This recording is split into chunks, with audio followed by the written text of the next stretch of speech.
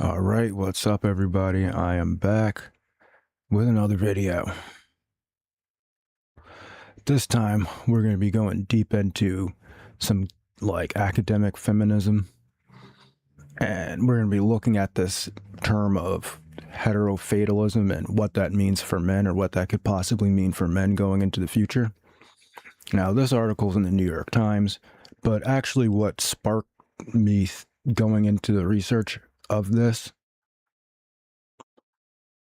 is actually this video here, which is still my highest ranked video at 7K views.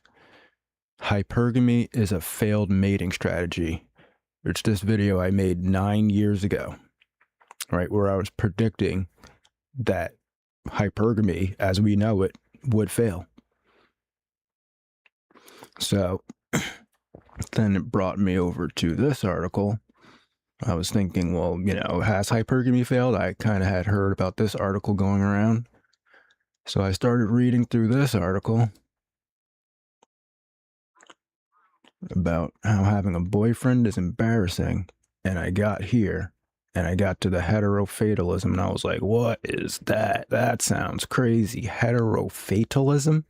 What does that mean? So I clicked on the link and it took me to this article. So we're going to look at this article a little bit, not the whole article, because it's kind of like a Sex and the City episode snuck in with like deep feminist, like I don't want to say brainwashing, but it's like deep feminist like lingo, deep feminist dialectic. Hold on one second, let me turn on my clipping. It's got like a deep, like this. I was like, whoa. Can't even read this right now. All right, so the first point in the article that really caught me was this: how I don't want to myopic would be a good word. That myopic that women are, or feminist. I don't want to say all women, but we'll say feminist. Okay, how myopic feminists are. First, she says, well, her friend says, when did men get, her friend is asking the author, when did men get so anxious about desire? Asked the therapist. And I said, I didn't know. And then she said, yes, you do, my friend. Said, it was when they were put on notice that they can't just get drunk and grope us, right? So that's what women think is why men are no longer pursuing them, right? And then in the next paragraph, she goes, I haven't been dating long. Just the other day, my ex-husband and I received our judgment for divorce as an email attachment. But they can't figure out why guys only want to like pump and dump. They can't figure out why guys don't want to go all the way and get fully married. It's because of Me Too, right? Not because you're just divorcing guys left and right. Right? Because she was in an open marriage with a beta bucks. One of the reasons my marriage ended was that I fell in love with another man, whom I'll refer to by his first initial J.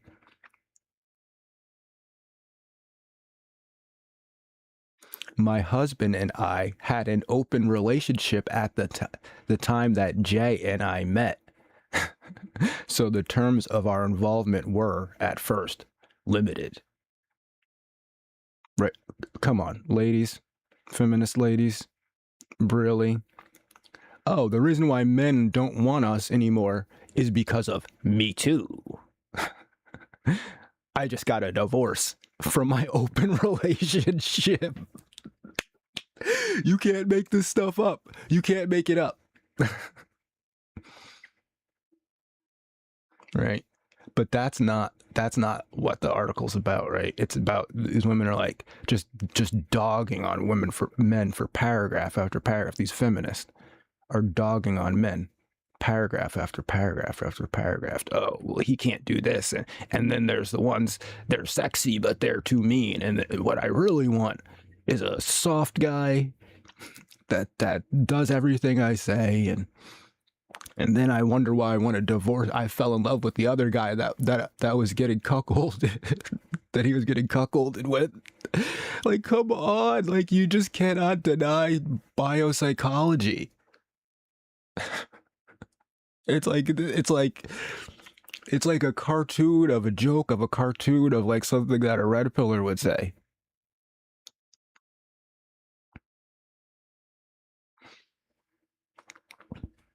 Right. So here she's asking, is heterofatalism a useful concept? I took it up for a while, considered the positions. The writer and gender scholar Sarah Ahmed has advanced the idea of compliant as feminist pedagogy, arguing that to bitch is inherently transgressive, a form of resistance, while the philosophy professor Ellie Anderson suggests that women venting their dating woes constitutes a kind of negativity as rebellion. Was that what my friends and I were doing over dinner? Rebelling in your Sex in the... I mean, she even says in the article that it was Sex in the City. Right? If the experts say my romantic letdowns have some larger social significance, I am not going to argue. The men I want are not wanting me badly enough. So basically, they don't want to marry her and then become a cuckold and then get divorced for the guy so she leaves for the guy that she was banging, right? So that equates to men are not wanting me badly enough. Like, it takes a lot to keep men away from women, and this is it. He doesn't want to be a cuck. I can't find a guy that wants to be a cuckold.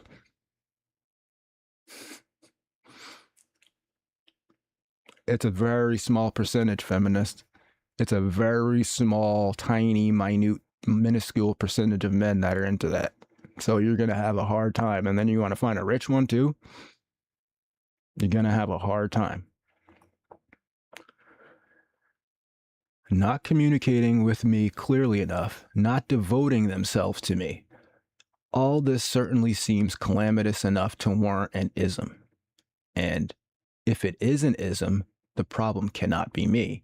It must be men, right? Men are what is rotten in the state of straightness. And why shouldn't we have an all-inclusive byword for our various pessimisms about them? Domestic pessimism. They still do less of the housework and childcare. Partner violence pessimism. Femicide is still gruesomely routine. Erotic pessimism. The clitoris and its properties still elude many of them. And the petulantly proud masculinist subcultures that have arisen, at least in part as reactions to the pessimisms, keep coughing up new reasons to fear, rage against, and complain about men.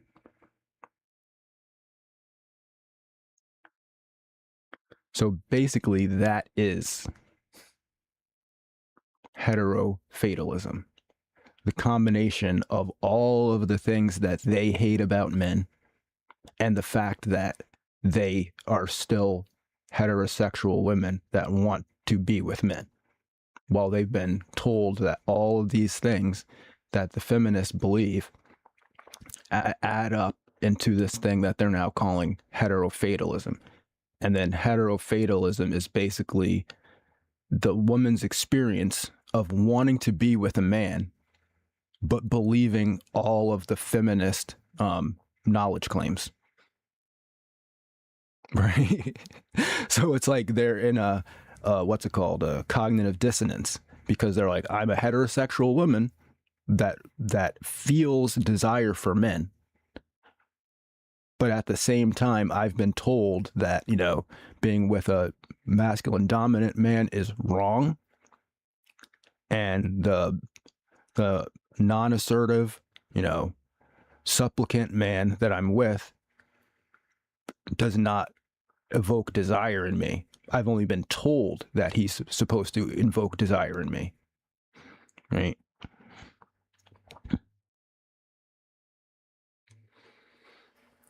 I would like to believe there is something purposeful, resistant, even radical in the heterofatalist mode. But the more I voice it, the more I am inclined to agree with Saracen that it can produce nothing but more of itself. Heterosexuality is nobody's personal problem, he writes. It doesn't make sense to extricate your own straight experience from straightness as an institution. It isn't that my friend needs to find some other way to live. It's that we all do. Boom. Hypergamy is a failed mating strategy.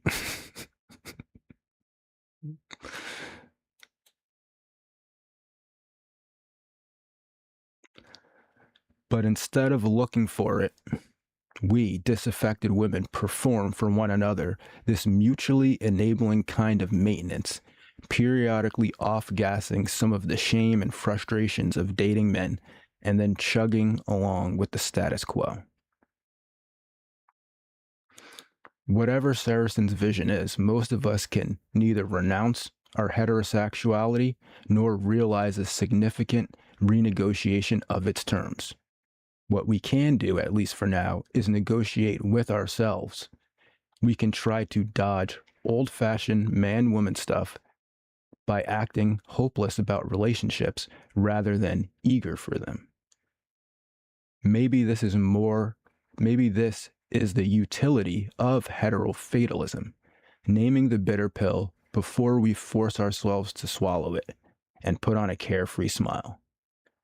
Nice to meet you, good guy. I am a woman who expects nothing.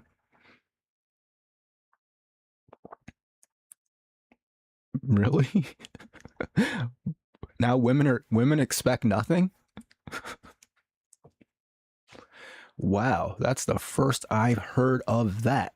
I should stop watching the Whatever podcast right now because I'm getting some bad information there. Women don't expect anything? You heard it here, guys. You heard it here, guys. Women don't expect anything. Wait. Okay, that was pretty much. Let's look at some other stuff that she was saying in here.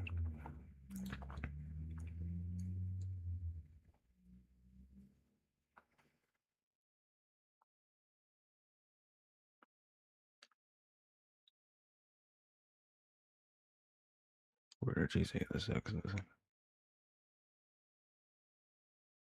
Where she says, "Aw, poor baby," cried the historian. And we all cooed and moaned for the poor widow Frady cat Boo Boo, working ourselves into a frenzy of laughter over men's inability to man up and F us. Man up and get that divorce, you cuck. You can't make this stuff up. You can't. We were 4 women at a vegan restaurant in downtown Manhattan. We knew what show we were in, and we couldn't help but wonder in a smug, chauvinistic way.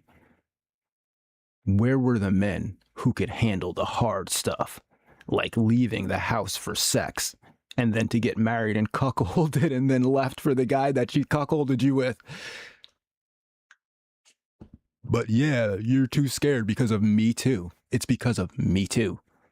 Me Too. A hashtag on social media is what is stopping men who literally started wars over getting to women. Now a hashtag on X has completely finished that. It's not that the men are seeing you in an open relationship and then dumping the other guy for the guy that you brought in as the third guy.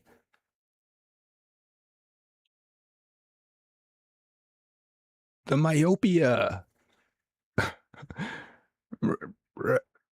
You see what I'm saying? When did the men get so anxious? Why won't they just? Oh, it's because they can't get drunk. They can't get drunk and touch our butts. Yeah, and then I started dating. I'm still in the middle of a divorce through email. Yo, Andrew Wilson is right. He's like, why can't you just say I'm married and just send the email?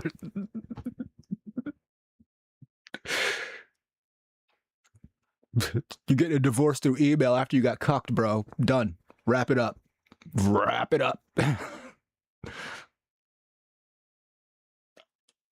Like, need I say more about this? Need I read through more of this article? Like, feminism is wild. Like, they're writing this, like, they're seriously writing this. Like, this is serious to them. This is serious. Like, this whole part right here just blows my mind. That you could go from one paragraph from saying, oh, I can't understand why men are not after us anymore, and then make the claim that it's because they can't basically essay us. But instead, right? And then she skips right. Like, this is just normal to them. This is like a normal day. Oh, I just got the email of my divorce. I'm already on a date with another guy. And then they wonder, oh, it's because bro, the reason why you don't have a girlfriend now is because you can't get drunk and touch her butt, man. That's why. Not because you don't want to get cuckolded. Not because you don't want to get cuckolded and then divorced, half your money taken from you, and then you get sent an email. Like, sorry, bro, I'm with Jay now. In an email. Yo, like, whoever her husband, I'm sorry, bro. I'm sorry for you. But Jay, man, whoever Jay, initial J, man, do not marry her. Do not marry her. And that's what they're saying. They're joking about chopping men's junk off. The therapist mused about the anxiety of needing to justify the phallus. You know, she said, from a child's point of view, it's like, I get what mom is for, but what are you for? What is the point of your thing? This sent us miming confrontations with imaginary members. You know what she's talking about. Who invited you? What's your deal? Are you lost? Which led to wisecracks about the not-so-precision scalpel of the surgeon the therapist was seeing.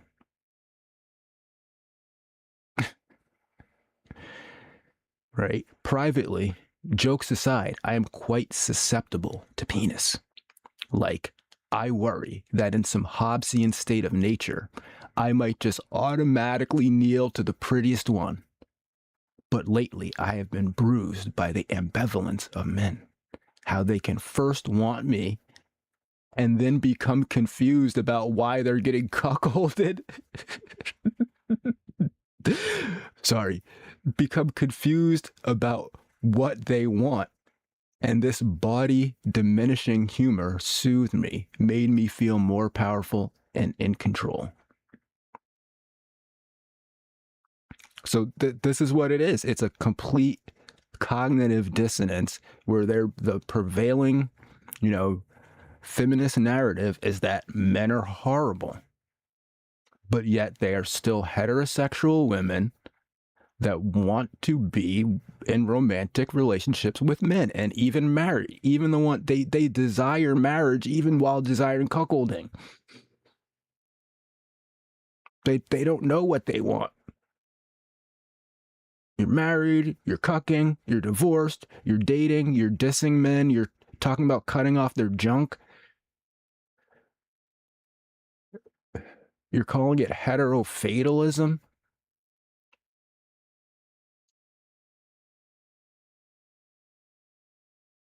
Here's the one. See,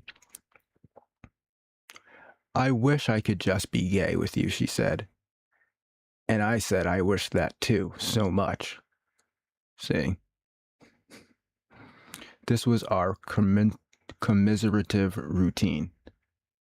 What Saracen might call our performative disaffiliation with heterosexuality.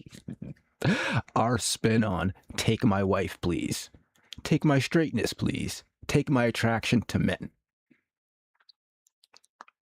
I mean, if they're not serious, the women that are the women are reading this. This is New York Times magazine, right? Women are reading this. Feminists are reading this. I'm not saying all women are accepting this as true, but I'm saying this is directed to women, and it's made by feminists and other women are reading this.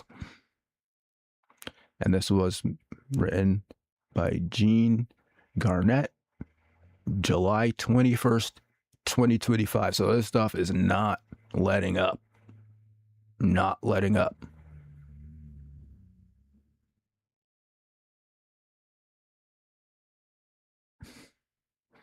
You can listen to the article there too. See, the trouble with wanting men. Women are so fed up with dating that the phenomena even has a name: heterofatalism. So what do we do with our desire? Right? Everybody, so now this having a boyfriend, is having a boyfriend embarrassing now article kind of makes a little bit more sense to me. Better get that Burberry. That way you could get cucked. You can get right into that cuck relationship with that. Bring her like 2 of those, and then get married, and then she'll bring Jay. It'll be a good old time. So yeah, that's the video. Hypergamy is a failed mating strategy. It was my prediction 9 years ago. I think we're reaching that point. So that's it. Have a good day and peace.